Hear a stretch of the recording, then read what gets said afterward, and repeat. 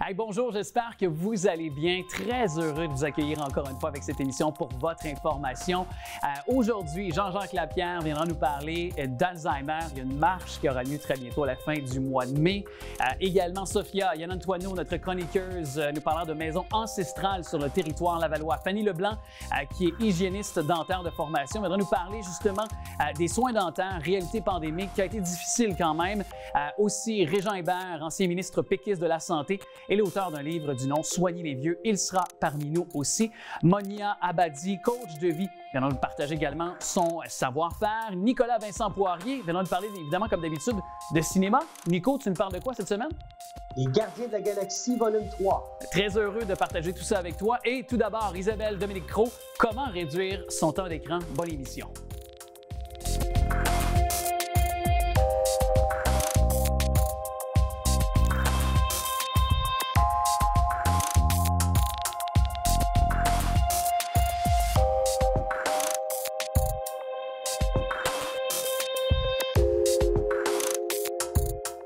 Isabelle Dominique-Cros qu'on trouve à notre antenne avec 2 temps 3 mouvements, mais aussi régulièrement Pour votre information. Salut Isabelle! Comment vas-tu?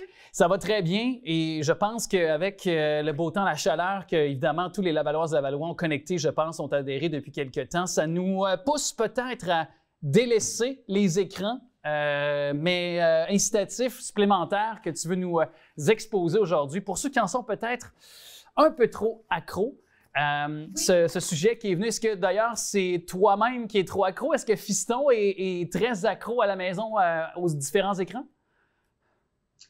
Je te dirais que malgré mon impression de gérer les écrans, je trouve que je suis trop sur le téléphone, trop sur l'ordi également, puis je ne suis pas dans les personnes les plus excessives de ce côté-là, mais je m'aperçois que ça génère chez moi d'abord de la comparaison quand je suis sur les écrans, notamment les médias sociaux. Plutôt que de me concentrer sur mes tâches, ce que j'ai à faire, je gaspille du temps à regarder ce que les autres font. Puis ça me fait plaisir, tu sais, en même temps de les encourager. Puis en même temps, quelle perte de temps, tu sais, parce que je passe mon temps à courir, littéralement, je prends plaisir à le faire. Toi aussi, tu sais, dans tous les sens du terme, on aime ça, être occupé, mais à quelque part, je pense qu'il comme société, on doit vraiment pas sous-estimer la perte de temps qui se passe là et un peu l'anxiété, le stress qui est créé par ce réflexe de regarder constamment, tu sais, chercher à prendre des nouvelles, voir ce que les autres font.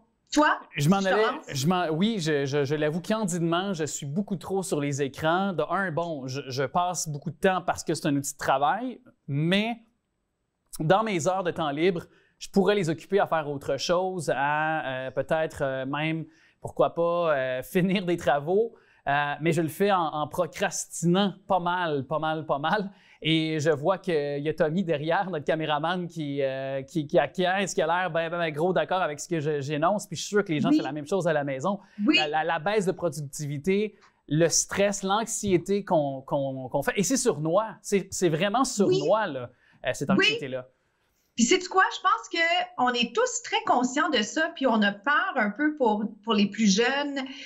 Puis en même temps, on est un peu en déni. Tu sais, parce qu'il y a une petite partie de nous, puis je suis la première à faire ça. Des fois, je suis comme « Ah non, mais c'est pas si mal. » Tu sais, je me gère. J'ai l'impression de me gérer. Puis en même temps, je suis comme « Tellement pas parce que je regarde, tu sais, systématiquement ou si j'ai manqué quelque chose. » Puis je suis comme « Je devrais être plus productive, plus concentrée. » Puis c'est ce que je nous souhaite à tous. Ouais. Juste de valider le « Hey, est-ce on a de la misère à se concentrer? » C'est pas des blagues. Puis c'est parce qu'on fait, tu sais, plusieurs tâches à la fois. Puis ça, c'est correct. Mais d'être systématiquement en train de regarder si on a quelque chose sur le téléphone, c'est pas sain. Tu sais, c'est vraiment pas sain. Non, c'est ça. Comme là, présentement, je regardais. Oui, tu te regardes, tu fais bien. Non, mais je blague, mais là où je veux aussi aller avec ce que tu soulèves, puis c'est intéressant avant qu'on aborde peut-être des trucs pour ne pas être trop souvent sur notre écran, c'est ce qu'on va aussi, dans un deuxième temps, aborder ensemble. Mais moi, j'ajouterais aussi que moi, au-delà de l'anxiété, c'est que c'est supposé nous aider à communiquer avec les gens. Mais au contraire, moi, je trouve que ça isole. Parce que souvent, par exemple, je prends un contexte où tu as rencontré quelqu'un, une application de rencontre, mettons que tu veux être en couple, tu veux rencontrer l'être cher, mais la bonne vieille rencontre en personne, ça en est rendu, on dirait qu'on est rendu presque stressé, on en est rendu presque même à délaisser cette rencontre humaine, laisser le fruit du hasard de la vie, nous laisser peut-être rencontrer l'âme sœur. Et on est très sélectif sur les applis de rencontre. Et finalement, on se rend compte qu'après quelques jours à swiper à gauche, à droite, là, tu me permettras l'espagnol, eh bien, on se rend compte qu'on n'a pas on n'a pas avancé dans notre quête amoureuse ou dans ce qu'on voulait entreprendre. Donc, on ne s'est pas mis en action dans tous les sens du terme aussi, dans peu importe de quelle façon on utilise aussi les réseaux sociaux. Bien, dans un premier temps, par rapport à ce que tu as dit, j'ai l'impression que la pandémie a joué un rôle là-dedans parce qu'on a perdu certains réflexes. Tu sais, on est des êtres sociaux, on veut interagir, puis en même temps, le téléphone a rendu ça facile, tu sais, un peu méthodique, là, on texte, on fait des échanges comme ça. Puis... On est devenu paresseux. Encore plus paresseux. Ouais. Mais si on y va dans le vif du sujet, parce que le temps avance vite, puis tu as des suggestions à donner aux gens pour délaisser les écrans, justement. J'ai quelques conseils que je donne de façon légère, dans la mesure où j'ai vraiment l'impression que la formule, c'est celle qu'on choisit de prendre. Chacun est différent. Mais moi, il y a des moments où je ferme complètement mon téléphone, notamment la fin de semaine. Et ça m'agace à l'occasion quand je veux prendre une photo, puis je suis comme, ah ouais, je l'ai fermé. Mais en même temps, quand il est fermé, ben, je peux pas le regarder. Et c'est sûr que je fais pas ça si j'attends un message important ou un appel, mais il y a toujours l'ordi si j'ai besoin d'aller valider quelque chose sur mon ordinateur. Donc ça, c'est une façon drastique. Sinon, je pense que c'est de, tu sais, dans les, puis pardonne-moi, je le dis en anglais, le settings, c'est bien d'aller valider c'est combien de temps exactement qu'on passe sur notre téléphone et où se distribue le temps. Parce que ça, c'est du temps précieux qu'on peut réinvestir dans les habitudes de vie plus saines. Tu sais, puis on parle pas de couper complètement, c'est juste de choisir, tu sais, choisir d'être dans le moment présent plutôt que de s'inquiéter autant du virtuel. Toi, est-ce que tu en as des conseils, quand tu t'entraînes, as-tu le téléphone fermé? Je mets sur ne pas déranger parce que je veux pas, quand je cours, c'est à peu près mon seul moment de la journée où j'ai à moi de moi. Donc, je mets sur ne pas déranger. Sinon, évidemment, la nuit, je mets sur ne pas déranger. Je vais avoir une nuit de sommeil déjà qu'elle est très courte, me levant 3h30 tous les matins pour la radio. Et je m'accorde aussi ce temps, dans la salle de bain, là, quand je vais dans mon bain ou dans la douche, excuse-moi, mais sac-moi patience, s'il te plaît, au moins pendant 10 minutes. Ben oui. Tu sais, et sinon, même chose, je pense que quand on veut manger, je veux dire, on partage la table avec que ce soit l'être aimé ou dans la famille, comme on l'a vu récemment à Pâques. Hey, tasse-moi ça de la table, le téléphone, minimalement.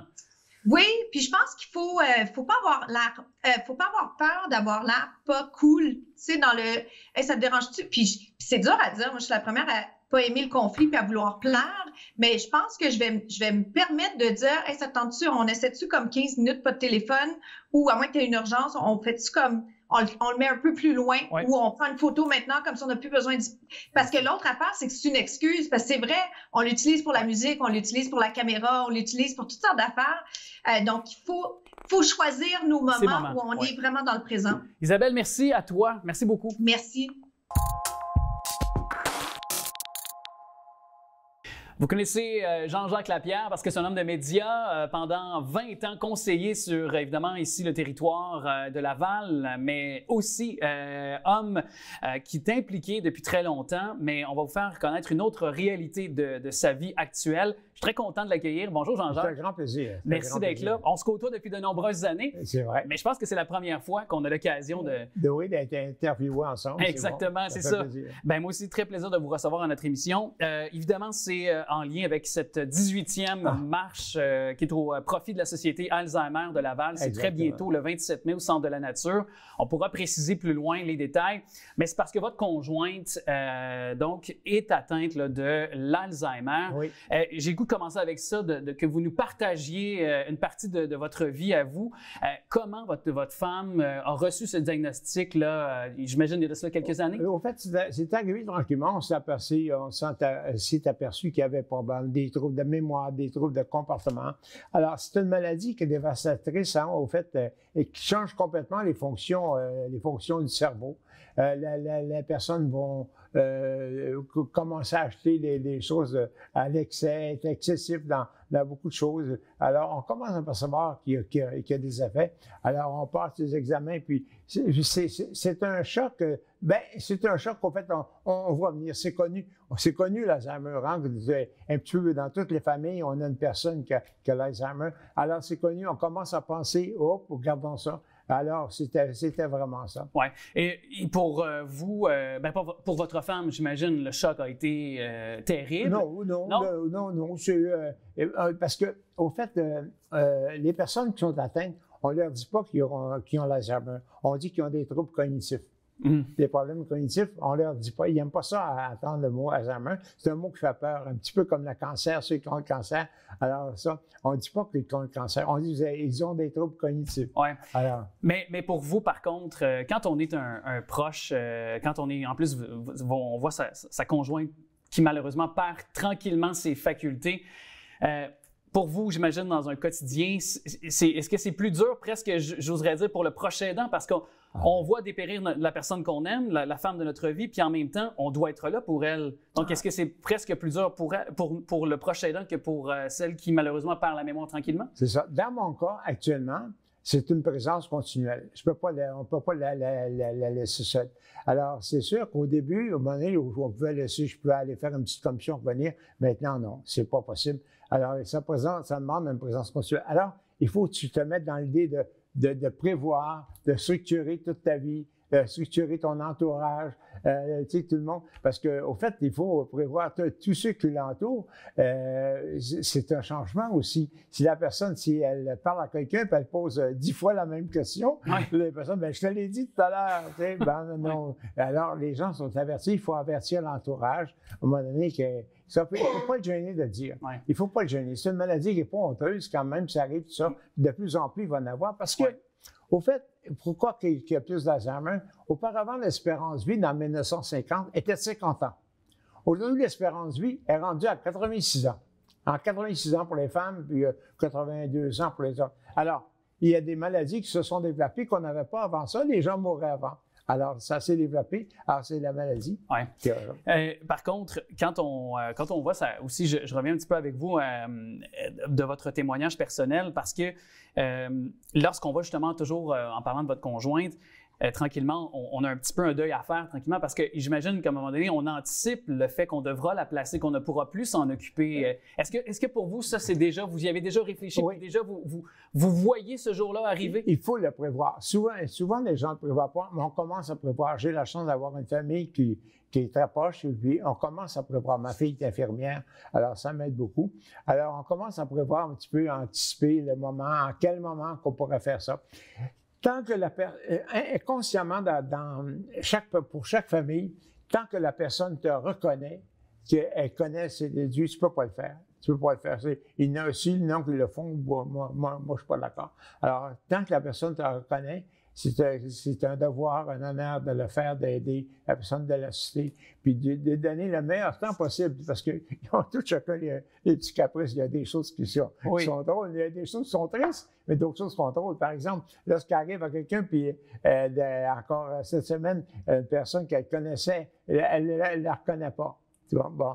Ça, c'est un choc. Mais par contre, de notre côté, elle va avoir des petites manières qui sont intéressantes. Puis ils peuvent amener un petit sourire, un petit peu alléger le quotidien quand même, parce qu'il ne faut pas que ce soit toujours lourd quand même pour vous, parce que ce serait un fardeau encore plus, disons, plus lourd à porter, j'ose l'exprimer ici. Absolument. Comme là, je vais aller la chercher tout à l'heure. En sortant, elle va me dire « j'ai faim ». Elle va venir me manger. Puis elle va sortir à quelque part. J'ai faim. Elle aime manger. Elle a toujours faim. Ouais. Elle aime les restaurants. Le plaisir. Alors, on lui donne ce plaisir-là, le plaisir du restaurant, même si, un coup sorti, 3-4 minutes après, elle va l'avoir oublié. C'est pas grave, c'est pas ça. Il faut lui donner le plaisir. Ça. Puis il y a des choses drôles quand même, mais on survit à ça. Mais quand même, je trouve ça beau. Je trouve que votre bienveillance est assez inspirante à l'égard de votre conjointe. Puis, évidemment, la Société Alzheimer de Laval qui peut aider les personnes, les proches aidants, les familles également. Puis... Elle est essentielle. Oui. Elle est essentielle. Il faut comprendre la maladie, la connaître, avant de faire ça. Parce que c'est pas facile à connaître la maladie. Je vous dis, j'en rends compte, là. Il faut la connaître. Et moi, j'étais chanceux. Ma fille, comme infirmière, était un petit peu au courant. Alors, on a assisté à des conférences et puis on a pu assister. Tu sais, des affaires très simples, par exemple, pour se brosser les dents. Qu'est-ce qu'on fait? Tu dis, brosse tes dents, ne le fera pas. Mais tu prends la brosse à dents, tu mets un petit peu de pâte à dents dessus, tu lui donnes, elle va se brosser les dents. OK? Alors, toutes des petites choses aussi simples que ça qu'il faut faire, qu'il faut apprendre, qu'il faut tolérer, accepter. Puis, pas obstiner. Elle va dire, on n'a pas eu de neige. Je dis, ben non, on n'a pas eu de neige. C'est correct, il n'a pas eu de neige. On s'obstine pas. C'est bien, c'est beau. Le temps est beau, les conversations sont belles, tout est beau. Et c'est ça. Et je veux prendre, il nous reste à peu près environ 90 secondes ensemble, 1 minute 30. Et rappelons que la marche pour l'Alzheimer, ça se passe le 27 mai. C'est au Centre de la Nature. Au Centre de la Nature, entre 10h et 15h. On doit s'inscrire. En fait, on peut s'inscrire. C'est 30 $ l'inscription, si je ne m'abuse. C'est ça, c'est exact. Donc, les profits vont à la Société Alzheimer de Laval. Pour la recherche, puis ça, parce qu'il y a 52 personnes qui travaillent. Il y a le centre Bellini qui est formidable. Il y a du répit qu'on donne, par exemple, comme aujourd'hui, je peux venir parce qu'il y a du répit. Que votre conjoint a un répit. Oui, en répit. Ouais. Puis il y a le CLSC aussi qui nous aide beaucoup. Alors, c'est pour ça que j'invite les gens. Puis, écoutez, c'est festif, la marche, l'Alzheimer, c'est festif. Je vous dis, c'est plaisant, il y a de la bouffe, il y a des jeux pour les enfants, il y a des courses pour les enfants, puis ça. On fait ça, c'est bon. Oui, une course d'1 kilomètre d'ailleurs qu'on peut voir sur les plateformes de la Société Alzheimer de Laval. Tous les détails sont exprimés au bas de l'écran. Monsieur Jean-Jacques Lapierre, merci d'être venu nous parler de votre témoignage très vibrant aujourd'hui. C'est moi qui te remercie beaucoup. Merci. Au plaisir.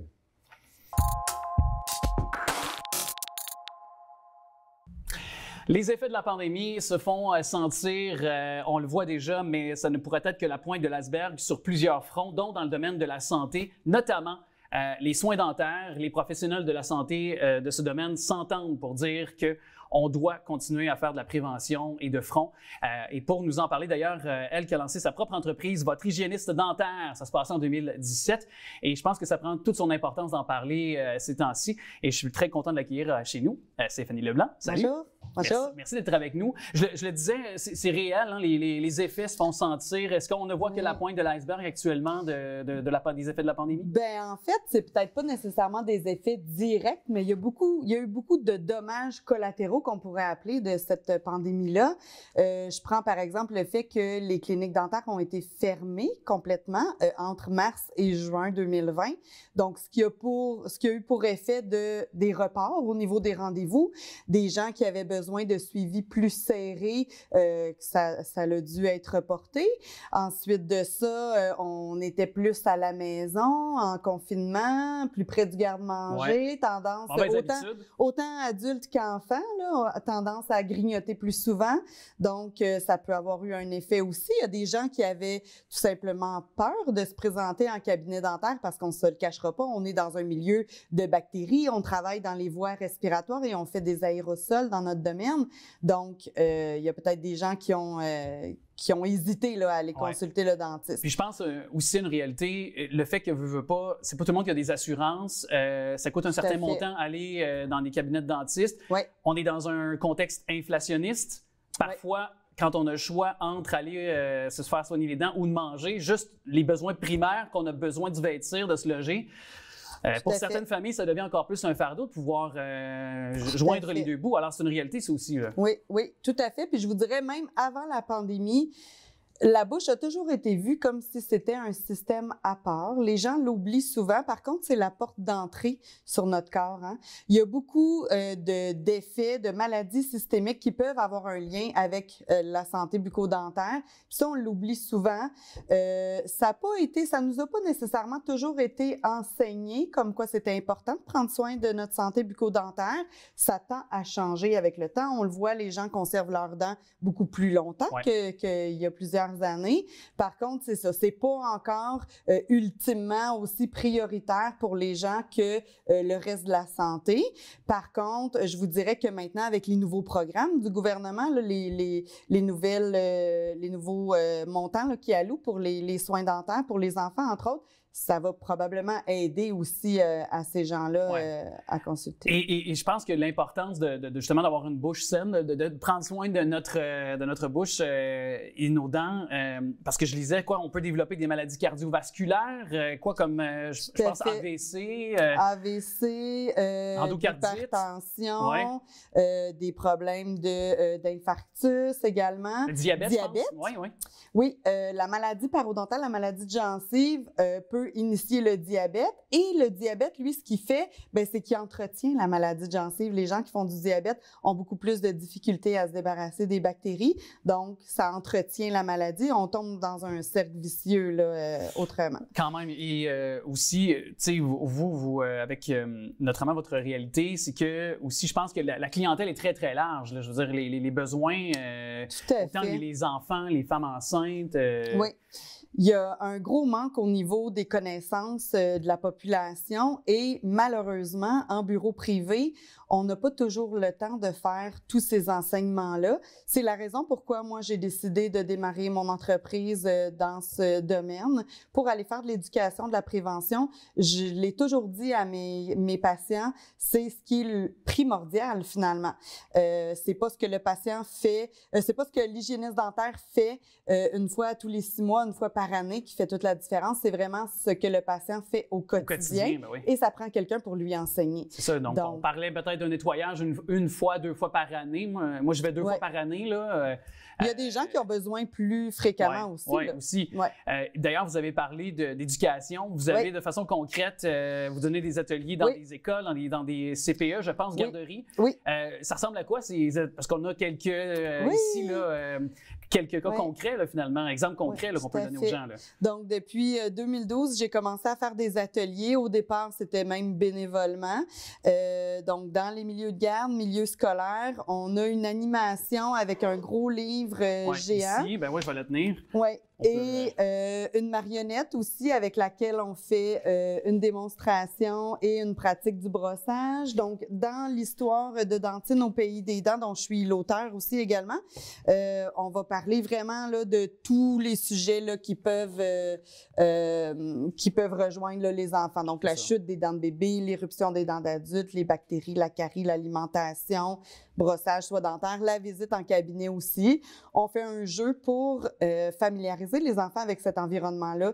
Veut pas, c'est de l'inconnu pour eux. Donc, on va voir tous les outils, produits, équipements, les bruits, les odeurs, les saveurs, les textures, les sensations, vraiment pour que lorsqu'ils vont arriver lors de leur visite en cabinet, qu'ils soient beaucoup plus à l'aise avec l'environnement. Parce que ça peut être effectivement un environnement qui peuvent développer des craintes, une mini-anxiété. Veut pas, c'est de l'inconnu. C'est de l'inconnu, littéralement. Il nous reste environ 2 minutes ensemble, Fanny Leblanc, mais je veux qu'on prenne ces 2 minutes peut-être pour, et ça paraît banal encore une fois, là, mais rappeler, pour avoir une bonne hygiène buccale dans notre bouche, se brosser les dents, ça demeure de base, je pense, 3 fois par jour, tel qu'on nous l'a recommandé déjà dès notre plus tendre enfance. Mais bon, la soie dentaire, qu'est-ce que vous donnez comme conseil aux gens? Brossage 2 à 3 fois par jour, durant 2 à 4 minutes.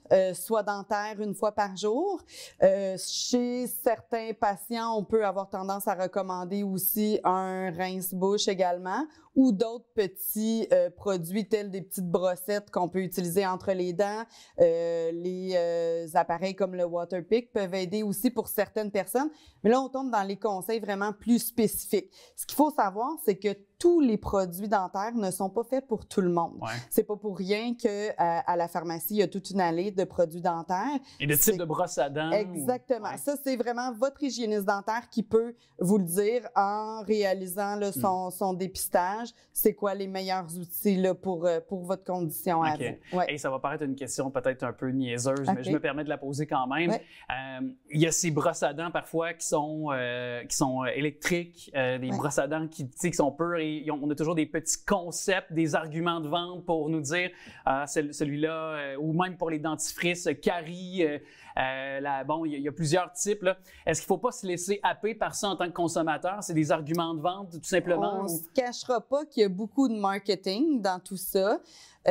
Brosse à dents électrique, ça peut être très bien pour certaines personnes. Par contre, c'est possible de faire un bon entretien avec une brosse à dents manuelle, mais c'est quelque chose qu'on va recommander souvent comme outil de motivation, ou des gens qui ont plus de difficultés avec la dextérité manuelle, ça peut être bien aussi. Puis dans ces cas-là, là, on recommande pas nécessairement la brosse électrique la plus chère, la plus performante qui fait toutes sortes de choses. On va recommander quand même un bon modèle moyen. Pour ce qui est des dentifrices, bien encore une fois, c'est selon la condition bucco-dentaire de chaque patient qu'on va aller recommander un dentifrice. Parce que je pense aussi à l'aller, tu sais, je veux dire, parfois à saveur de gomme ballon pour les jeunes enfants. Tu sais, on essaie de développer un aspect marketing, comme vous l'avez dit, là, donc... Bien, les jeunes enfants, c'est sûr que la saveur, eux, ils l'avalent. Hein? Le dentifrice, c'est pas comme nous qui sommes capables de cracher le dentifrice. Puis on recommande maintenant un dentifrice fluoré pour les jeunes enfants dès l'apparition de la première dent. OK. Donc, par contre, il faut gérer la quantité qu'on met sur la brosse à dents parce que justement, l'enfant l'avale, puis on veut pas qu'il y ait une surdose de fluor. Donc, de la première dent jusqu'à 3 ans, on parle de la grosseur d'un grain de riz. 3 ans et plus, on va y aller avec un petit pois. Si on respecte ces quantités-là, il n'y a aucun danger à ce que l'enfant l'avale. Puis pour ce qui est de la saveur, bien, c'est ça, c'est justement parce qu'il l'avale. Donc, on recommande d'aller vers une saveur pour enfants parce que dentifrice pour adultes, c'est pas tous les enfants qui vont aimer ça. Non. Bien, merci beaucoup de nous avoir entretenu là-dessus. Très intéressant. Et puis, tous les liens sont au bas de l'écran au moment de se parler. Merci à vous. Parfait, merci.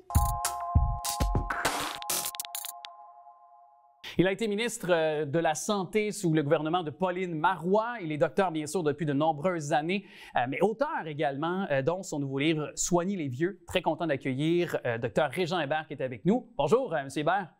Bonjour Alexandre. Merci d'être avec nous. Merci d'avoir accepté l'invitation. Évidemment, vous vous penchez sur plusieurs réformes qui ont été faites dans le domaine de la santé sous plusieurs gouvernements. On n'a qu'à penser le ministre de la Santé à l'époque, premier gouvernement de Jean Charest, Philippe Couillard. Par la suite, le ministre Barrette. Plus tard, évidemment, toujours sous le giron libéral. Et je regardais ça, je lisais ça, puis est-ce que c'est moi, à la lecture de votre livre, j'ai comme l'impression qu'il y a peu d'espoir dans le domaine de la santé, là? Bien, ces réformes-là, comme celle qui est actuellement à l'étude de l'Assemblée nationale, ce sont des réformes qui vont dans la mauvaise direction et de plus en plus dans la mauvaise direction. C'est-à-dire qu'on va vers une centralisation plus importante du système de santé et vers l'hôpital comme étant le centre du système de santé, alors que à cause du vieillissement de la population et des maladies chroniques qui deviennent prépondérantes, il ne faut pas que l'hôpital soit au centre du système de santé. Il faut plutôt que la première ligne, le suivi des maladies chroniques, se fasse par l'équipe de première ligne. Et ça implique une décentralisation du système de santé plutôt qu'une centralisation. Et c'est, je pense, une mauvaise direction qu'on s'entête à vouloir prendre.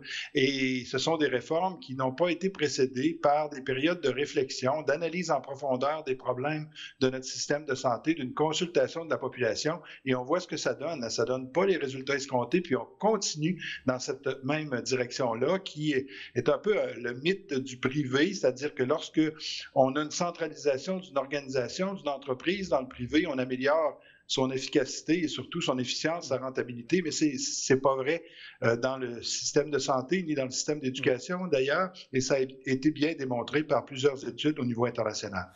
D'ailleurs, est-ce que justement les dirigeants ne sont pas assez imputables aussi parce que l'efficacité du personnel, des fois, est remise en question par certains experts ou observateurs. Donc, est-ce que justement cette imputabilité-là chez certains dirigeants, je sais que M. Dubé en a parlé dans son fameux projet avec l'Agence Santé Québec, là, est-ce que ça aussi également, c'est un point de vue ou du moins un angle qu'on doit regarder? Bien, puisqu'on centralise le système de santé, c'est le ministre, et là, ce sera le directeur de l'Agence Santé Québec qui est imputable, et ça déresponsabilise les dirigeants au niveau local et régional. Vous savez, avant 2003, le directeur du CLSC ou le directeur de l'hôpital allait faire son épicerie, et on le rencontrait et on pouvait discuter de certains problèmes de ces organisations-là parce qu'ils étaient des organisations locales.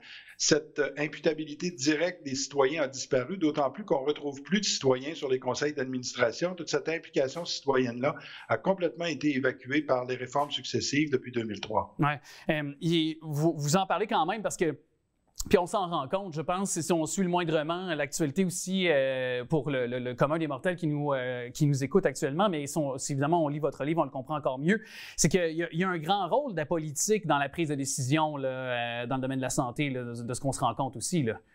Bien, il y a un grand rôle de politique et je pense que c'est normal parce qu'une bonne partie du budget de l'État est consacrée à la santé et aux services sociaux. Donc, c'est normal que la politique soit impliquée, mais ce qui est pas normal, c'est que des décisions basées sur la politique soient prises pour réformer le système de santé en profondeur. On l'a vu sous Philippe Couillard, on l'a vu sous Barrette, on le voit encore sous M. Dubé. Ce sont des décisions purement politiques qui ne sont pas ancrées dans la science, qui ne sont pas ancrées dans le désir de la population par rapport à son système de santé. Et ça, je pense que c'est une mauvaise façon d'agir politiquement au niveau du système de santé. Vous êtes bien sûr un docteur, vous avez été ministre de la Santé. M.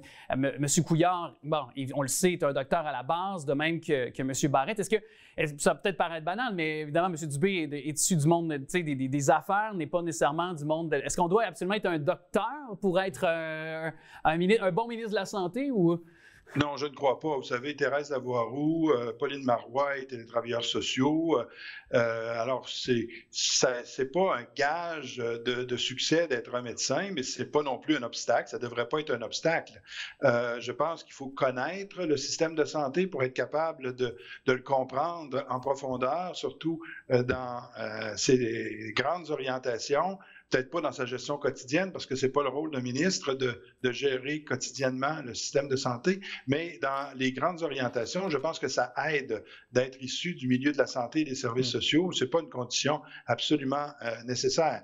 Ma crainte, c'est qu'actuellement, après des années de régime de docteurs, on passe maintenant à des régimes d'entrepreneurs, donc de gens qui ont une expérience dans l'entreprise privée, et c'est pas mieux. Je pense que c'est d'essayer de transposer dans le public des recettes ou des stratégies du privé, et ça, c'est bien démontré que ça marche pas pour les services publics que sont la santé et l'éducation. Ouais, et vous d'ailleurs, j'ai goût parce que de prendre un petit moment, parce que vous aviez proposé notamment une réforme à votre façon, l'assurance autonomie aussi là, lors de votre passage au rôle de ministère de la Santé. Là. Est-ce que ça, c'est un peu comme je dirais pas un acte inachevé, mais je pense qu'on l'a un petit peu balayé du revers de la main, ce que vous aviez voulu mettre de l'avant, là? Moi, ce que je voulais mettre de l'avant, c'était pas des réformes de structure. Je voulais qu'on améliore le fonctionnement au niveau de la première ligne, de l'accès aux médecins de famille et aux autres professionnels de la santé, au niveau de la prévention, de la promotion de la santé, qui sont des éléments absolument essentiels, incontournables avec l'abondance des maladies chroniques qu'on connaît actuellement et les soins à domicile. Et pour moi, les soins à domicile vont s'améliorer à partir du moment où on va financer davantage, mais aussi financer autrement, c'est-à-dire plutôt que de financer des établissements qui, en bout de ligne, peut-être consacreront ces sommes au soutien à domicile, on finance directement les individus, les personnes et leurs familles à partir d'un plan de service qui est élaboré par un professionnel. Les familles, les personnes peuvent choisir ce qui va être financé avec l'allocation qu'on leur donne, et cette allocation-là correspond à leur niveau d'autonomie, leur niveau de besoin, leur niveau de service, mais aussi leur niveau de revenu. Et c'était l'essentiel de l'assurance autonomie, qui est un projet qui est mort au feuilleton, mais l'idée n'est pas morte. Je pense qu'elle va ressurgir parce que c'est l'avenue à entreprendre, comme l'ont fait les pays d'Europe continentale, le Japon, la Corée du Sud. Je pense que c'est vers cette direction qu'on pourra avoir de vrais services à domicile, une vraie option, une alternative à l'institution qui actuellement est la priorité, malheureusement, dans les soins aux personnes âgées. Oui, puis vous l'avez tellement bien vulgarisé dans le livre, mais on le sait que de garder nos personnes âgées le plus longtemps possible à la maison, tout le monde en sort gagnant. Puis on voit une cohorte, j'oserais dire, de boomers qui prennent de l'âge et qui, dans 10-15 ans, malheureusement, seront peut-être parmi les membres importants de CHSLD ou autres RPA, donc on doit les garder le plus longtemps possible à la maison. Merci beaucoup, M. Hébert, d'être passé à notre émission. Vraiment un livre fascinant. J'invite les gens à se le procurer du nom Soigner les vieux. Merci beaucoup. Ça m'a fait plaisir. Au revoir. On vous a présenté au cours de ces dernières chroniques plusieurs maisons ancestrales du territoire lavallois, mais là, une autre façon d'aborder cette même thématique, mais toujours avec la même chroniqueuse, et je suis très contente de l'accueillir à nouveau, Sophia Iannantuono. Oui! Salut! Plus ça va, plus tu t'améliores. Plus je m'améliore, effectivement, mais toujours un réel plaisir de te recevoir. Tu voulais nous parler d'une manière différente un peu des maisons ancestrales, maisons avec beaucoup de patrimoine sur le territoire lavallois cette semaine, oui. À savoir les avantages de s'acheter une propriété ancestrale. Exactement. Puis la raison que j'ai pensé à discuter de ça avec toi aujourd'hui, c'est parce que j'ai beaucoup de gens qui vont me dire « Wow, c'est tellement beau, j'aimerais ça avoir une maison ancestrale. » Donc, je voulais juste mettre en valeur plus la raison pourquoi c'est intéressant. Puis c'est quoi qui nous charme vraiment à acheter une maison? Puis peut-être aussi de défaire certains mythes ou peut-être certaines pensées, parce que c'est pas vrai que c'est pas peut-être à notre portée. Là. C'est pas si cher que ça. Je veux dire, tu vas nous le décliner, mais allons-y tout d'abord peut-être avec un premier avantage, parce que tu me ciblais que souvent ces maisons-là sont situées dans des beaux endroits, mais des quartiers aussi stratégiques. Là. Exactement, mais c'est ça qui arrive parce qu'évidemment, dans ce temps-là, il n'y avait pas des milliers de maisons toutes dans le même endroit. Donc, quand on faisait une maison du patrimoine, bien, c'était vraiment sur un grand lot, soit agriculture ou de forêt.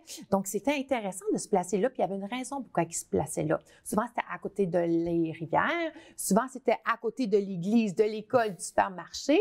Donc, ça l'a juste grandi. Et avec les années, ces maisons-là, souvent, qui sont un petit peu des joyaux cachés, comme on a dit auparavant, c'est qu'elles sont encore bien placées. Donc, il y en a deux que je vais présenter tantôt. C'est sûr qu'il y en a plusieurs autres à Laval, des belles maisons du patrimoine qui sont à vendre, mais à un moment donné, limité par le temps. C'est sûr. Mais d'ailleurs, allons-y donc. Présentons donc cette première maison sur le boulevard des Laurentides. Oui. Donc, une année de construction, mais quand même 1838. C'est quand même pas banal. Puis, toujours en très bon état. Oui, vraiment en excellent état. C'est surtout son terrain qui est génial. Puis je suis sûre que les gens qui vont écouter la chronique aujourd'hui, ont souvent passé en avant de la maison, puis ils l'ont même pas remarqué parce qu'elle a vraiment un beau terrain. Elle a beaucoup de pieds carrés aussi, presque 17 000 pieds carrés. Ça semble avoir beaucoup de verdure, beaucoup d'arbres. Donc, ça semble un peu à garder une certaine intimité de la maison, de ce que je vois. Là. Exactement. Moi, je m'imagine faire des petits... ils ont un beau petit espace de feu en arrière là, avec nos amis, faire des belles soirées l'été, parce qu'avec un beau terrain comme ça, ils sont bien placés. Et en plus, ils sont à 2 minutes de tout. Donc, elle se trouve à être à Auteuil, sur le boulevard des Laurentides. C'est le 71-20, boulevard des Laurentides, à Auteuil. Puis je regarde, là, évidemment, on le verra à l'écran avec les photos, mais je vois, tu sais, on voit qu'il y a des pierres d'origine. L'intérieur de la maison a conservé quand même les poutres, le bois. Ça semble être vraiment d'origine de 1838. Là. Exactement. C'est sûr que quand on entreprend un achat d'une maison du patrimoine, il y a des risques, pas des risques, mais plutôt il y a des rénovations, tu sais, qu'il faut entamer. C'est sûr que si quelqu'un a aucune idée de la construction, a aucune idée de le temps et l'énergie à y mettre, c'est un pensée si bien. Donc, je recommande quand même de faire des recherches ou bien d'appeler les courtiers. Comme dans ce cas-là, le courtier, il est très sympathique, Benoît. Il m'a tout envoyé l'information de Remax, puis on a une belle discussion ensemble. Donc, c'est sûr que dans ce temps-là, quand il accueille des clients, il donne, les... Peut-être l'ampleur de certains travaux qu'il y aurait à faire, ou du moins des choses qui, éventuellement, dans 4, 5, 10 ans, peut-être, qui seront à regarder de près par le futur propriétaire. Là. Exactement. Ouais. Mais c'est pas un 9 à 1. Pourquoi? Parce que ces maisons-là sont construites d'une façon très solide. C'est ça, parce que des fois, on se dit, hey, la maison a 200 ans, 150 ans, mais il y a peut-être des problèmes d'isolation ou autre. Non, c'est des maisons qui sont carrément en très bon état. Là. C'est sûr que moi, en tant que courtier immobilier, je vais toujours recommander à mon client, acheteur et vendeur, de faire une inspection. Une inspection. Parce qu'on n'est pas spécialiste, c'est pas ça notre domaine. Par contre, il y en a des gens qui sont spécialisés là-dedans. Donc, si jamais on Sur les maisons anciennes, par exemple, sur les maisons ancestrales, il y en a qui ont vraiment cette expertise-là, oui? Oui, mais c'est sûr, c'est des ingénieurs qui vont regarder. Donc, si jamais on a un doute, si jamais il y a des fissures, c'est important d'aller regarder c'est quoi l'ampleur de ces fissures-là. Mais ça, soit une maison neuve ou une maison du patrimoine, on va le recommander quand même. C'est juste une bonne pratique à faire. Mais les maisons ont été là 150 ans. Ouais. C'est pas demain qu'ils vont tomber, là. Non. Non, puis souvent, on va se le dire, ils ont en tout cas, semble avoir des matériaux qui ont été faits justement de manière durable. Tu sais, je veux dire, la pierre, c'est à la base de travaux qui étaient faits à la main en plus de ça et non peut-être dans une usine ou de manière peut-être qui avec peut-être de moins de qualité. On le voit d'ailleurs à l'écran à nos côtés. Puis elles ont tous une âme aussi, une architecture qui leur est propre, qui les définit. Donc on n'est pas dans, excuse-moi, mais dans un parc ou dans un quartier de bungalow en banlieue, tu sais, comme on voit parfois où ça n'a pas d'âme aussi. Là. Exactement. Tu sais, si on a la chance d'être manuel, puis de vivre sur un terrain dans le cœur de Laval avec un beau terrain, puis le prix de cette maison-là, je vais juste le mentionner, c'est quand même très abordable, c'est en dessous de 700 000 taxes incluses. Je trouve que c'est une maison vraiment clé en main. Il n'y a pas de rénovation en tant que telle à faire. Mais oui, il y a des précautions à prendre. Pour toutes les maisons qu'on va acheter, il y a des précautions. Il y en aura de toute façon. Puis, il y en a une autre que tu voulais nous présenter aussi ici. Puis, celle-là, je dois dire que, oui, bon, le 695 000, ça a quand même du bon sens pour le cachet, l'ampleur de la maison, de l'intérieur. Les gens peuvent le voir sur les photos aussi extérieur, intérieur. Mais celle-là également sur le boulevard Sainte-Rose dans Fabreville, 479 000 Je trouvais quand même que pour les photos et tout ça, ça a vraiment beaucoup d'allure. Là. Ça a vraiment, c'est un autre petit bijou caché à Fabreville sur le boulevard Sainte-Rose. Donc, tu sais, quelqu'un qui préfère, qui est plus vert, qui va avoir juste une voiture, c'est idéal parce qu'il y a de la circulation. Puis, des fois, on ne veut pas être très loin, mais on aime les maisons ancestrales. Donc, c'est définitivement une belle alternative aussi quand on magasine. Puis moi, je dirais, juste prime abord, les gens ont peur, mais on n'est pas obligé d'avoir peur. Puis cette maison ici, sur le boulevard Sainte-Rose, elle a été quand même très bien rénovée à l'intérieur et elle a une cour avec un cachet incroyable, une belle piscine creusée. Elle est vraiment belle. Puis, il y en a certains qui sont peut-être un peu réfractaires quand on parle de maison ancestrale, soit pour les travaux ou peut-être parfois on se dit, hey, ça doit coûter cher peut-être sur le plan du chauffage ou d'autres des frais d'entretien.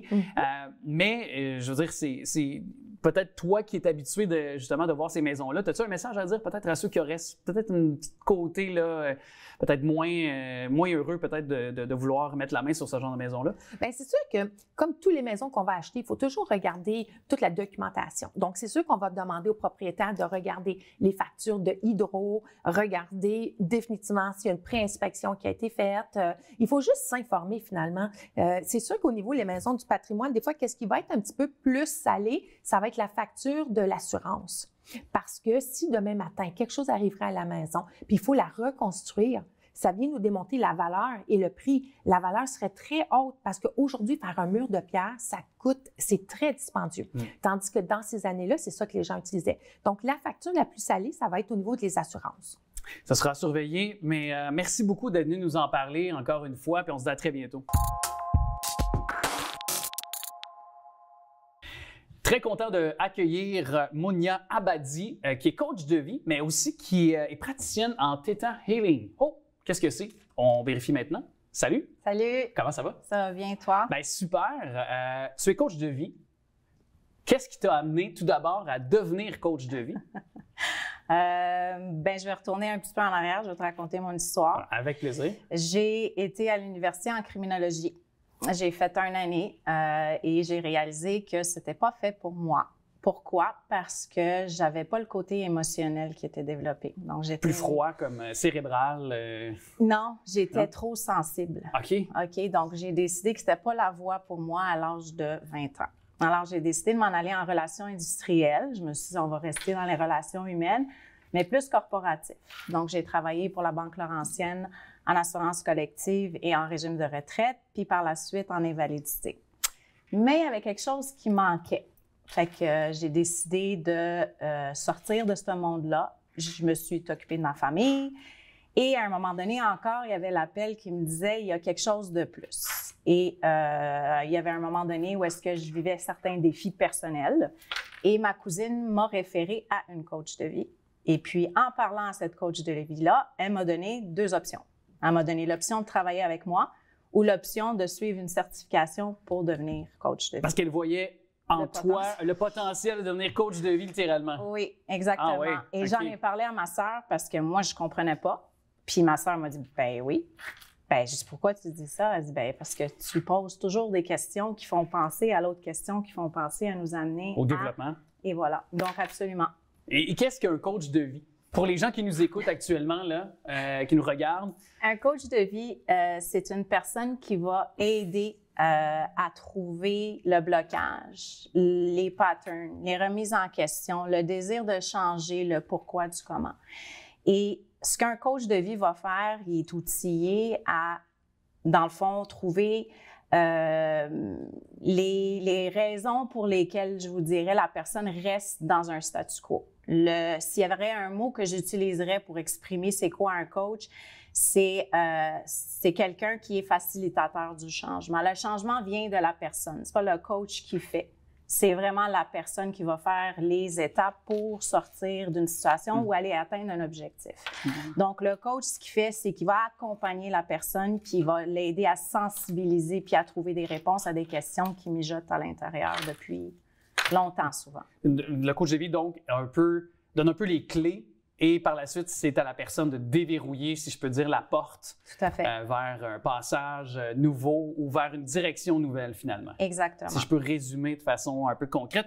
Et ça peut être dans plusieurs sphères. Donc, ce que je pense par là, c'est carrière, amour... Carrière, relation, enfant intérieur, personnel, développement personnel. Donc, je travaille avec beaucoup de personnes pour la réorientation de carrière, mais aussi pour le développement personnel. Mais en travaillant une sphère, on touche aux autres. Okay. C'est tout le temps comme ça. On commence avec quelque chose, par exemple les relations, on finit avec du développement personnel, puis on continue avec les relations. Fait que tout s'entremêle. Parce que c'est ça, c'est cyclique. Souvent, si c'est l'aspect évidemment personnel, c'est sûr que ça a un impact dans la vie professionnelle par la suite. Il y a un genre d'équilibre qui doit se créer, j'imagine. Quelles sont les techniques que tu utilises ou que tu peux utiliser qui sont à ta portée pour guider justement ces gens-là, peu importe dans quel horizon là, ils ont besoin. Là, mais tu sais, si on fait un portrait général, là, quelqu'un qui cogne à ta porte, veut avoir ton expertise, par exemple, de quelle façon tu peux intervenir, les techniques ou autres? Donc, on commence toujours avec la question fondamentale. Comment vois-tu ta vie parfaite? Et là, la personne, elle voyage un peu dans si je pouvais, si j'aurais l'argent, si j'aurais les moyens, bien voici de quoi ma vie aurait l'air. Et à partir de là, je vais chercher des informations pour aller identifier c'est quoi les valeurs, les passions de la personne et où est-ce qu'il y a des blocages. Par la suite, bien, on a d'autres outils qu'on utilise pour pouvoir les aider, dans le fond, à identifier, dont celui qui est les valeurs, qui est mon préféré. On part d'une liste de valeurs, puis là, on identifie les 5 qui sont prioritaires. Et la personne a souvent un moment je m'excuse, là, je vais utiliser un anglicisme, l'épiphanie. Okay. Une épiphanie. OK, où est-ce qu'il réalise... Ouais. Une révélation. Une révélation, où est-ce qu'il réalise... OK, je comprends là pourquoi ça va pas trop, là, je suis pas en ligne avec mes valeurs. Je comprends. Puis, évidemment, parce que peut-être pour mettre ça concret pour les gens également qui sont à l'écoute, qui nous regardent depuis quelques minutes, c'est pas tout le monde qui peut devenir coach de vie. Il y a une certification. Parce qu'il y en a qui peut-être ont peur qu'il y a des charlatans dans ce domaine-là. Donc, peut-être juste peut-être préciser aussi parce que toi, tu dois avoir des formations pour avoir une certification, je crois. Tout à fait. Donc, il n'y a pas tous les coachs de vie qui ont une certification. Donc, ça, c'est vrai ce que tu dis, mais il y en a qui l'ont. Moi, j'ai décidé de me certifier, puis j'ai choisi une école où est-ce qu'on avait aussi un volet qui était plus énergétique parce que ça me parlait moi. Okay. Donc, souvent, la question qu'on va me poser, Alex, puis je pense que c'est ça qui est important, c'est que c'est quoi la différence entre un coach de vie puis un thérapeute? Le coach de vie va mettre l'emphase sur les actions pour sortir de ton événement ou de ta situation qui te bloque. Tandis que le thérapeute va plus retourner en arrière et rester plus sur la problématique. Donc, nous, on est axé solution. On écoute, on trouve la problématique, on trouve les croyances limitantes, puis on essaie de propulser la personne pour sortir de sa zone de confort. Je comprends. Et tu as aussi cette pratique du Theta Healing. C'est ça, c'est Theta Healing. C'est ça. Et qu'est-ce que c'est? Parce que je pense qu'on doit avoir quand même une certaine ouverture là, pour cette pratique-là. Donc, c'est un outil que j'utilise, mais je n'utilise pas cet outil avec tous mes clients. Donc, c'est sûr et certain que les clients qui sont plus rationnels ben ils vont plus utiliser, je vais plus utiliser avec eux des outils pratiques. Par contre, les gens qui sont dans le domaine un peu plus spirituel puis ouverts à tout ce qui est énergétique, ben je donne un soin énergétique qui s'appelle le Theta Healing. Donc, comment ça fonctionne? C'est qu'on va poser des questions pour aller trouver la croyance limitante qui se trouve en dessous du iceberg. Okay. Donc, on a un comportement. Je pose les questions et là, on trouve c'est quoi qui est à la base, OK? Une fois qu'on a identifié, je fais un test kinesthésique avec, dans le fond, la personne avec son corps va se propulser vers l'avant ou l'arrière, ce qui va répondre au niveau du subconscient. Okay. Et à partir de là, on va aller changer la croyance avec le soin énergétique pour enlever la croyance limitante et la remplacer par une croyance qui va l'aider dans la propulsion de son véritable soi. Donc, c'est comme ça que ça fonctionne, le Theta Healing. J'imagine qu'il y a quand même faut que la personne quand même s'implique quand même. C'est pas magique comme ça en claquant des doigts. Là. Il y a un esprit qui vient et et ça part. Là. C'est sûr que la première chose, c'est que la personne doit être consentante. Donc, je peux pas faire un soin énergétique à distance ou en personne si la personne ne me donne pas l'autorisation. Je comprends. Mais c'est sûr et certain que oui, la personne, il faut qu'en quelque part, elle veuille faire le changement. C'est un changement aussi. Tout à fait. Très éclairant. Merci beaucoup d'être passé, à Mounia Abadi. Très intéressant. Merci. Nicolas Vincent Poirier, salut. Salut Alex. Content de te retrouver, mon bon vieux camarade, toi, mon camarade Popov, comme dans les films. Ah, ouais, ils font ça. On arrête tout ça parce que c'est l'anniversaire à Alex. Ah. Bonne fête, 35 ans. Ça fait des heures. Anniversaire à Alex. Je pensais que c'était plus opportun de parler de son anniversaire et qu'il nous parle du film de sa vie dans le dernier vlog. Fait que Nicolas, écoute ce qu'il a à nous dire. 35 ans aujourd'hui, bonne fête de la part. Et c'est l'initiative de Jacques parce que tu vas reconnaître la carte. Ça, je ne sais pas si tu bois. Ça, je ne sais pas si tu manges. Sinon, tout le monde va s'en occuper pour ça, c'est vraiment de me surprendre. Je dois avouer merci Eduardo. Eduardo, d'ailleurs, directeur général de ici TV Laval. Merci Eduardo. Je dois dire que dans toutes les années qu'on a de relations ensemble puis de collaboration, c'est la première fois que je me fais autant surprendre que ça. Là. Je dois dire que je suis habitué d'interviewer, je ne sais pas quoi dire présentement. Je suis un peu, pour vrai, émotif. Ça me touche sincèrement. Ça vient de ta gang, puis tu vas reconnaître le pilote de qui a choisi la carte. Hey, wow, pour vrai, merci. Merci Jacques. D'ailleurs, Jacques, viens ici. Venez toute l'équipe. Parce que ça fait des années qu'on travaille ensemble. Venez toutes. Yannick, viens-t'en. Daniel, venez-vous-en. Venez-vous-en parce que je veux juste qu'on... C'est l'équipe derrière. C'est l'équipe derrière. Puis il y a Alain qui est à la réalisation aussi, là, qui peut peut-être pas quitter. Je sais pas s'il veut venir, il est bien beau, mais je sais pas si on nous voit aussi à la caméra. On serait supposé nous voir tous, là, mais je veux remercier parce qu'à chaque semaine, c'est cette gang-là avec qui j'ai le plaisir de partager. Il y a Manon qui n'est pas là, mais qui est la recherchiste également de l'émission. Je veux vous remercier, toute la gang aussi qui est là pour nous suivre sur le web, puis évidemment à la télé. Ça me touche bien gros. Mon film préféré, c'est une grosse question. Interview-moi. En fait, 35 ans, dans les 35 dernières années, est-ce que tu as vu des films québécois? Oui, bien énormément. Je te dirais que les films québécois, ça demeure parmi mes films favoris, fétiches. Je t'arrête, tu sais pourquoi je parle de ça? Parce qu'on sait que lui... Oui, c'est ça. Oui, c'est ça. Alors, on va prendre son temps d'antenne pour parler de films québécois, là, tu sais. Bien, je pense que le film Crazy est probablement le meilleur film québécois pour moi que j'ai vu pour plusieurs raisons. Les performances d'acteurs, Michel Côté. Absolument. Marc-André Grondin. Qui a été fort là-dedans. Ouais. Pierre-Luc Briand aussi, qui joue le rôle du grand frère, le bum, puis qui joue un rôle de jeune adolescent tiraillé, jeune adulte tiraillé, qui est excellent aussi, phénoménal. Les fameuses toasts, là, les toasts qui sont aplatis avec le fer à repasser. La musique, la trame sonore de ce film-là. Folle. Tous les grands succès de cette époque-là, c'était vraiment. Oui, puis le message aussi qu'on lance, parce que, je veux dire, je veux pas, c'est un message d'ouverture sur le monde, de la société québécoise qui est devenue maintenant une des plus inclusives au monde, avec, le message derrière qui était l'homosexualité. Qui aujourd'hui aurait moins de pertinence, Ouais. parce qu'on est beaucoup plus ouvert, mais à ce moment-là, ça avait été quand même audacieux. Audacieux dans les années 2000, puis on voit que justement maintenant, la communauté LGBTQ plus au Québec est omniprésente, à sa place, puis capable de pouvoir aussi être sur toutes les tribunes, d'avoir aussi même d'être visible dans nos séries télé. Et ça a été un des premiers films ou premières façons de pouvoir, pour peut-être un autre public, d'entrer en contact avec cette réalité-là. Donc pour moi, ça a été... puis Jean-Marc Vallée, quel cinéaste qui est mort de façon, malheureusement, on le sait, tragique. C'est tout nouveau de la manière qu'il a fait ça, de la manière qu'il nous a présenté ce film-là. C'était vraiment... On critique-tu bien, Nicolas? Oui, ça a de l'allure.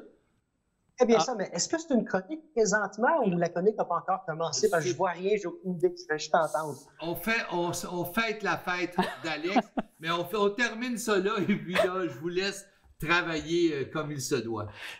Bonne fête! Merci. Puis là, j'ai un gâteau, il sent super bon. Il a l'air très, très bon d'ailleurs. Puis là, au moins, je me fais pas entarter, je me fais pas garrocher le gâteau. La semaine passée, ils m'ont dit en joke qu'ils allaient me garrocher un morceau de gâteau dans la face. Fait que là, au moins, c'est correct. Je m'en tire bien. Merci beaucoup encore à toute l'équipe. Je me promets de lire la carte dans quelques instants. Gardons-nous quelques minutes. Il nous en reste combien, Tommy? Il nous reste 3 minutes. Abordons donc Les Gardiens de la Galaxie, parce que c'est le gros film qui sort en fin de semaine de ma fête en plus. Et à quoi tu t'attends de ce film-là pour ceux qui iront le voir là, pour le premier week-end d'activité de Les Gardiens de la Galaxie 3, mon cher? Les Gardiens de la Galaxie 3, écoute, ça fait des années que moi j'attendais ce film-là. Le deuxième volet en 2017 a très bien performé. Et James Gunn avait annoncé à l'époque que oui, il allait en avoir un troisième. Et c'était comme sous-entendu que le troisième allait arriver quand même assez rapidement, comme en 2020. Et contrairement à beaucoup de films maintenant qui ont eu des retards à cause de la COVID, le retard de ce film-ci n'est pas dû du tout à cause de la COVID, mais bien parce que Marvel a décidé de renvoyer James Gunn à cause de vieux tweets avec de l'humour un peu douteuse. Et c'est ce qui a fait que, bon, James Gunn s'est ramassé chez DC, et la journée qu'il s'est ramassé chez DC pour le film Suicide Squad, quand on l'a pris pour réaliser ce film-là, eh bien, Marvel a été le rechercher tout de suite. Donc, c'est ce qui a créé un délai de quelques années, et maintenant, c'est le dernier film avec ces comédiens-là, avec ces personnages-là des Gardiens de la Galaxie. Qu'est-ce qui va arriver par la suite? Je suis sûr qu'on va trouver une façon de ramener les personnages d'une autre façon, mais c'est une conclusion, et c'est une conclusion qui, jusqu'à présent, selon les critiques, là, elle est excellente, et moi, j'ai très hâte de voir ce film-là, et je pense que ça va être un des très bons Marvel depuis quelques années maintenant. Ouais. Là. Ben, je lisais par contre que le film est long, qu'il y a beaucoup de longueur, je pense que c'est 150 minutes, toutefois, je ne sais pas, bon, on dirait que... Puis là, au moment de se parler, évidemment, on ne l'a pas vu encore, donc on pourra y revenir lors de la prochaine chronique, la semaine prochaine, pour faire un peu nos deux critiques communes, mais on dirait que j'appréhende un peu le fait qu'on nous dit 150 minutes, on dit même, certaines critiques disent que c'est un fourre-tout, dans le sens qu'il y a beaucoup trop, on dirait, d'histoires, des portes d'entr'ouvertes, et qu'on essaie tous de faire des sortes de happy end, là, donc de faire des fins heureuses à toutes ces portes-là, de bien les boucler, ces ficelles-là. On dirait que j'ai peur un peu parce que quand on est rendu à un troisième film, 2 films qui ont très bien marché, on s'est entiché des personnages. On veut que ça se termine bien pour nos personnages. On veut auxquels on s'est vraiment lié d'affection. Alors, je ne sais pas si toi, tu as cette peur-là, mais... Je n'ai pas peur du tout, Alex, pour une seule raison. Bien, premièrement, oui, tu as raison sur le fait que, disons, Marvel veut en mettre beaucoup trop et condenser beaucoup d'histoires et préparer d'autres histoires aussi. Donc, oui, il y a ce problème-là depuis plusieurs films dans l'univers de Marvel, mais pour ce qui est de la conclusion des personnages, moi, j'ai absolument pas peur parce que Gardiens de la Galaxie, c'est une franchise qui rapporte. Je comprends que les acteurs qui interprètent les personnages ne seront plus là à l'avenir, mais les personnages vont rester et vont revenir d'une quelconque façon dans l'avenir. Donc, je suis persuadé que c'est pas la fin de ces personnages-là Et vu que ça rapporte encore beaucoup d'argent, c'est dans l'intérêt de Marvel de ne pas finir ça en queue de poisson avec ces personnages. Oui, de Marvel et de Disney, cachés derrière. Tout à fait. Merci beaucoup, mon cher Nico. Hey, on se retrouve très bientôt, puis je te garde une part de gâteau pour toi. Merci, Alex. Hey, bonne fête encore. Hey, merci. Ans, ça arrive juste 2 fois ou 3 fois dans une vie. Merci à toi.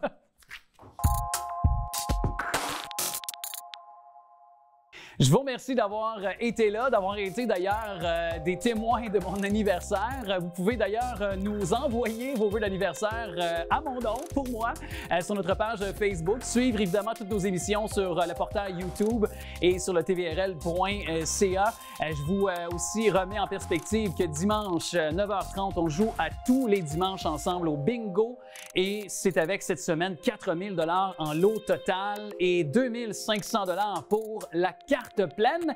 Et là, ça a l'air qu'on m'a fait une petite surprise. Là, j'ai du gâteau, mais là, il faut que je souffle une bougie.